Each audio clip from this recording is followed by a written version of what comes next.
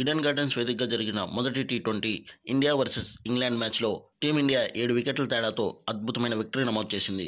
మొదట టాస్ గెలిచి team India fielding ఎంచుకోగా మొదటి బ్యాటింగ్ చేసిన ఇంగ్లాండ్ 132 పరుగులకి సరిగ్గా 20 ఓవర్లు బ్యాటింగ్ చేసి ఆలౌట్ అయ్యారు. టీమిండియా బౌలింగ్లో రెచ్చిపోయి బౌలింగ్ చేశారని చెప్పాలి. హర్షదీప్ సింగ్, అక్షర్ పటేల్ మరియు హార్దిక్ పాండ్యాలు చెరో 2 వికెట్లు పడగొట్టగా వరుణ్ చక్రవర్తి 4 ఓవర్లలో 23 పరుగులు మాత్రమే ఇచ్చి 3 వికెట్లు పడగొట్టాడు. అంతేకాకుండా మ్యాన్ ఆఫ్ ది మ్యాచ్గా నిలిచాడు. ఇక చేజింగ్లో భారత్ ఇంగ్లాండ్కు ఏమాత్రం అవకాశం ఇవ్వకుండా అద్భుతంగా బ్యాటింగ్ చేశారు.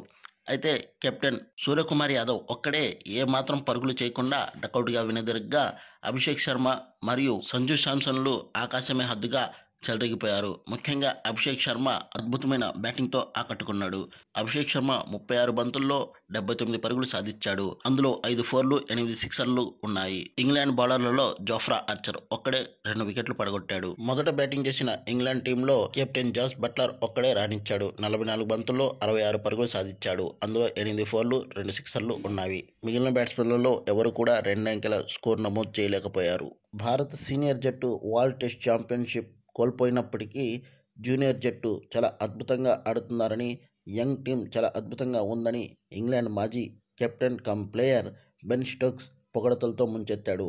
ఈరోజు భారత్ బౌలర్లు అద్భుతంగా బౌలింగ్ చేశారని, వాళ్ళు బంతులు వేశారా లేక బుల్లెట్లు వదిలారా అన్నది అర్థం కాలేదని, చాలా అద్భుతంగా ఆడుతున్నారని పొగడతలతో ముంచెత్తాడు.